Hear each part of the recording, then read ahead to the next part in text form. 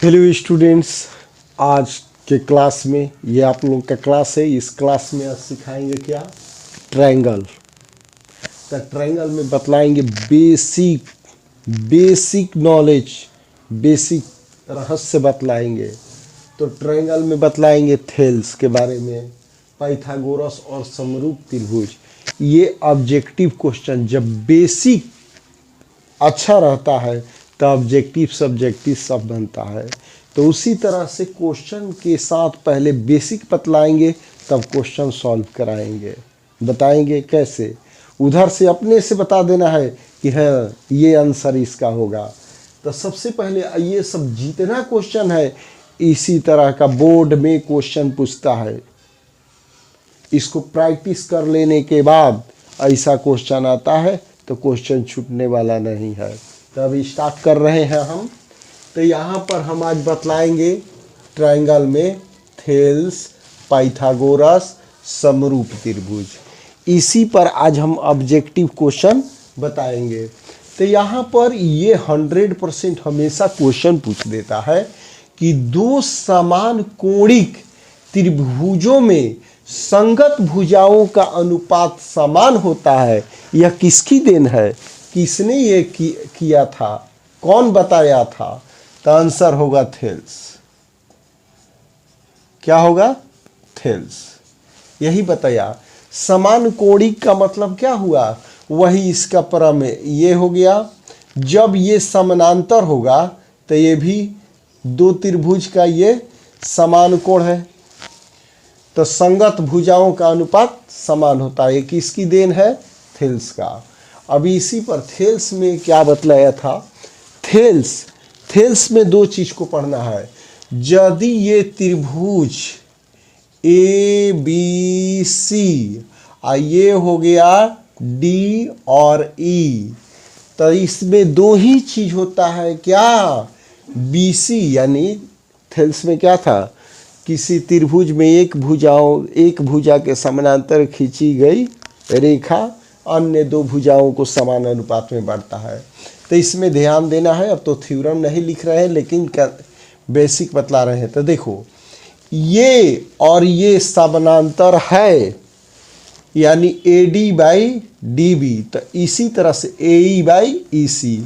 अगर A D by A B तो A E by A सी। बस जब अनुपात बराबर है तो भुजा समानांतर है। इसी पर क्वेश्चन दे देगा। जिसे मान लो 2 दे दिए, 4 दे दिए, 3 दे दिए, 6 दे दिए। पूछेंगे क्या डी ए बी सी के समानांतर है? तो चेक करेंगे। 2 में 4 से डिवाइड करेंगे, 3 में 6 से डिवाइड करेंगे, 1/2 1/2। हाँ, समानांतर है। यदि अनुपात बराबर नहीं है तो समानांतर नहीं है। क्लियर?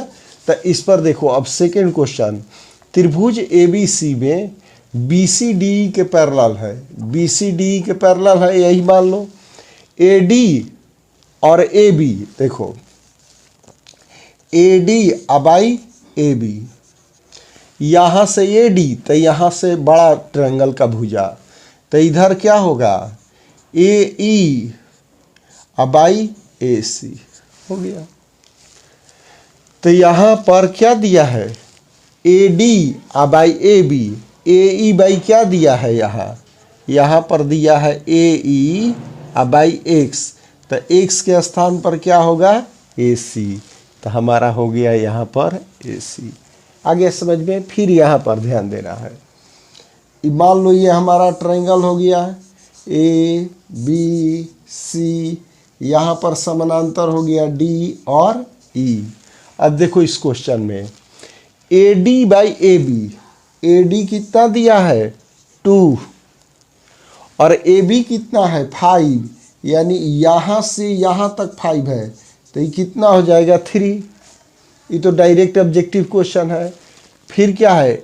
ए सी, तो ये हो गया हमारा ए सी और ए ई का अनुपात पूछ रहा है। ए सी अबाई ए ई। तो यहाँ पर ये नियम नहीं ध्यान देना है। अब यहाँ पर इसका अलग तरह से इसी में स्टूडेंट्स मिस कर जाता है। तो देखो, A D by A B equal to क्या दिया है? 5 ध्यान देना है। इना कि ये दिया है तो ऐसे लिखते हैं, यहाँ ध्यान देना। AD/AB कितना दिया है 25। हमको क्या पूछ रहा है AC और AE, तो यहाँ पर फॉर्मूला हमारा होगा AD/AB इक्वल टू क्या होगा इसमें AD/AB तो होगा AE, जल्दी बोलो AC हो गया। तो इसका वैल्यू क्या दिया हुआ है 5 और बाई रेशियो कितना दिया है 25 दिया है।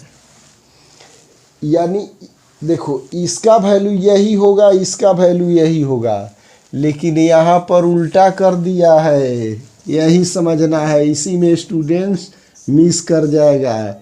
AC इक्वल टू 2/5 हो गया। देखो ध्यान से क्वेश्चन नंबर 3, AD/AB, AD अनुपात AB, AD/AB तो क्या होगा उसमें AE/AC, तो इसका 25 दिया हुआ है,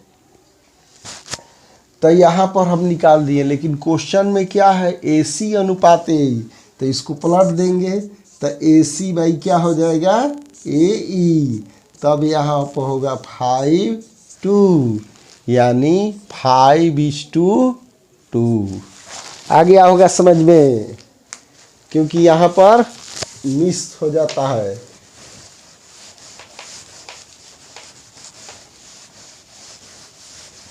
तो क्वेश्चन नंबर 3 आ गया समझ में। अब देखो क्वेश्चन नंबर 4 के लिए त्रिभुज ABC में AD कितना दिया है, इसमें एक और दिया हुआ है यहाँ BC पैरेलल DE, ये भी दिया रहेगा। तब देखो ये हो गया हमारा D और ये हो गया E।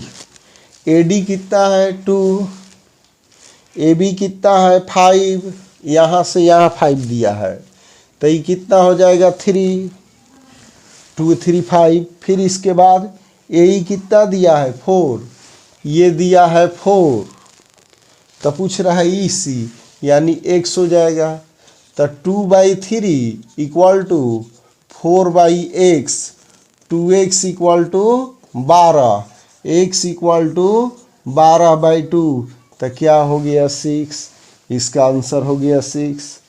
फिर यहाँ पर ये ध्यान देना है, ये क्या ध्यान देना है, त्रिभुज ABC में ये तो समकोण त्रिभुज है, यहाँ पर समकोण है, तो ये क्या होगा B, लिख देंगे C और लिख देंगे A, तो AB कितना है हमारा 12, अब BC कितना है 5, तो पूछ रहा है AC, तो AC इक्वल टू क्या होगा √12² प्लस 5² इक्वल टू √144 प्लस 25, तो क्या आता है √169 यानी 13, तो AC का मान हो गया 13। आ गया समझ में।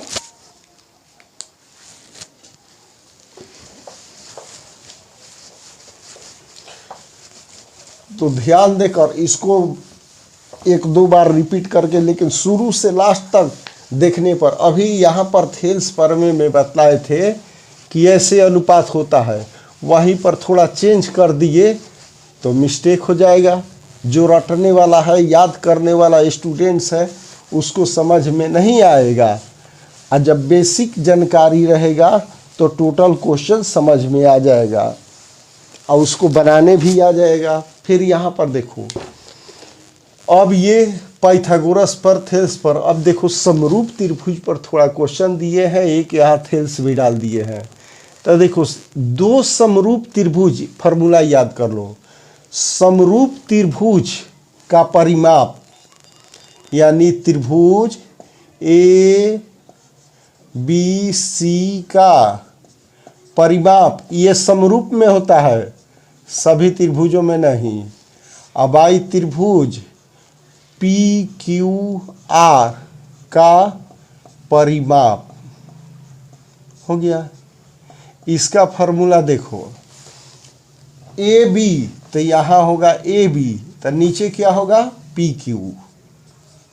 यहाँ पर अगर ये बी सी लेते हैं तो नीचे क्या होगा क्यू आर। क्यू आर अगर यहाँ पर लिख देते हैं ए सी तो ये हो गया पी आर। यही फॉर्मूला होता है। अब इसी पर देखो, तो ये आ गया समझ में। अब यहाँ पर स्टार्ट करते हैं 6। अब समरूप त्रिभुज पर और एक पाइथागोरस पर भी। तो क्वेश्चन नंबर 6 में क्या है, दो समरूप त्रिभुज दिया हुआ है, तो इसका बेसिक फॉर्मूला बतला देते हैं। ध्यान देना है क्या क्या कैसे कैसे निकालेंगे, और फिर इसमें मिस गलत भी कराएंगे हम। अगर जिनको समझ में नहीं आएगा वो गलत समझ लेगा। तो कैसे कैसे देखो, यहाँ पर याद कर लो, त्रिभुज ए बी सी के परिमाप और त्रिभुज पी क्यू आर का परिमाप, इसका पहले बेसिक फार्मूला है ये। तो देखो ये समरूप है, ये और ये समरूप है, तो ध्यान देना इधर का ए बी तो नीचे वाला जल्दी बोलो पी क्यू, इधर होगा बी सी तो नीचे क्या होगा क्यू आर, और इधर हो गया ए सी तो नीचे क्या होगा पी आर। ये तो समझ में आ गया, जो इसका होगा उसी के संगत ये होगा। क्लियर। अब इसी पर ये क्वेश्चन, ए बी सी का परिमाप क्या दिया हुआ है 36, इसका क्या है 24 इक्वल टू, अब ध्यान देना है पी क्यू दिया हुआ है, यानी ये दिया हुआ है, यानी 10 दिया है, और ए बी नहीं दिया है, तो हम ए बी लिख देंगे। तो क्या हो जाएगा 24 into A B equal to 36 into 10। तो ए बी इक्वल टू क्या होगा जल्दी, 36 में 10 से ये तो गुना है और डिवाइड हो जाएगा 24, 12 दूनी 24, 12 तिया 36, ये 5 से कट गया, आ गया हमारा 15, यानी ए बी हो गया 15। क्लियर। अच्छा, अब सवाल हुआ क्वेश्चन नंबर 7 में समकोण त्रिभुज। तो समकोण में जो 90 होता है उसके सामने वाला क्या होता है कर्ण होता है। तो यहाँ पर सी दे दिया है, और यहाँ पर समद्विबाहु ये और ये बराबर है, यानी ए ये हो गया बी, तो हमारा ए सी इक्वल टू क्या है बी सी। ये समद्विबाहु दो भुजा बराबर है लेकिन समकोण है, तो कर्ण कौन होगा ए बी। तो A B square equal to चाहे A C square plus B C square equal to क्या होगा ए बी स्क्वायर। तो ये और ये दोनों सेम है, देखना है आंसर किस में लाना है ए सी में। तो बी सी के स्थान पर क्या लिख देंगे ए सी। तो A C square plus A C square equal to A B square. तो 2ac स्क्वायर इक्वल टू क्या आ गया ए बी स्क्वायर। तो यहाँ हमारा आंसर हो गया ए बी स्क्वायर। आ गया समझ में। अब कि 8 पर ध्यान देना है और 9 पर, और तब इसके बाद 10 पर। तो देखो ध्यान देना है ये कि जब भुजा का अनुपात दिया हो, क्षेत्रफल का अनुपात पूछेगा तो उसका वर्ग कह देंगे 16:81 बस। और यदि क्षेत्रफल का अनुपात दिया है, भुजा का अनुपात पूछेगा तो क्या होगा वर्गमूल कर देंगे √a/√b। ये दो को समझ में आ गया। अब तीसरा में थोड़ा सा कंफ्यूज करेंगे, जो समझेगा वो तो जल्दी ध्यान देना, हम मिस्टेक कराएंगे। क्या क्या ध्यान देना है, तो क्या मिस्टेक होगा, किनको मिस्टेक होगा, जो केवल फार्मूला याद किए हैं उनका मिस्टेक होगा, और जिनको फार्मूला याद नहीं है उसका बेसिक जानकारी है उनसे मिस्टेक नहीं होगा, हो ही नहीं सकता है। केवल फार्मूला रटने से नहीं, कैसे कैसे लिखा जाता है ये बेसिक होना जरूरी है। तो क्या जरूरी है, देखो समरूप त्रिभुज में क्वेश्चन नंबर 10 क्लियर कर देते हैं। समरूप त्रिभुज ए बी सी का क्षेत्रफल दिया हुआ है। देखो क्या मिस्टेक है, अगर फॉर्मूला यही ना है कि क्षेत्रफल का अनुपात दिया हुआ है और भुजा का अनुपात, तो लिखा रहेगा संगत भुजा, तो इसका वर्गमूल कर देंगे तो 25 से 6 हो जाएगा, तो गलत हो जाएगा। क्योंकि यहाँ पर क्या पूछ रहा है उस पर ध्यान, ये नहीं कि क्षेत्रफल का अनुपात दिया है और कौन भुजा दिया है, इस पर ध्यान न देंगे तो गलत हो जाएगा। अगर 5 और 6 रख देंगे तो गलत, और 6 5 सही हो जाएगा। कैसे होगा सही, तो देखो त्रिभुज पी क्यू आर का क्षेत्रफल, तो यहाँ पर संगत भुजाओं के वर्ग यानी A B square, A B square by P Q square, ये फार्मूला है। अब B C square equal to क्या होगा, बी सी तो क्यू आर का स्क्वायर, अगर ए सी का स्क्वायर तो नीचे पी आर का स्क्वायर, ये मेन हमारा फार्मूला हो गया। अगर बी सी दिया रहेगा तो क्या पूछेगा, क्यू आर दिया है तो क्या पूछेगा, बी सी। इसी में से जब ये दिया है तो ये निकाल लेंगे, ये दिया है तो ये निकाल लेंगे। क्लियर। अब यहाँ पर देखो ए बी सी कितना दिया है 25, आई कितना दिया है 36। अब यहाँ देखो किसका पूछ रहा है, P R by A C, P R by A C, तो ऊपर पी आर नहीं है ए सी है, तो हमारा होगा ए सी बाई पी आर इसका स्क्वायर, ये हमारा फॉर्मूला है। तब ये होगा 5, ये हो गया 6, तो ये हो गया ए सी बाई पी आर। लेकिन क्वेश्चन है उल्टा, पी आर अनुपात पूछ रहा है ए सी, यानी 6 और अनुपात 5, तो ये हो गया 6:5। यही 5:6 लिख देते तो गलत हो गया।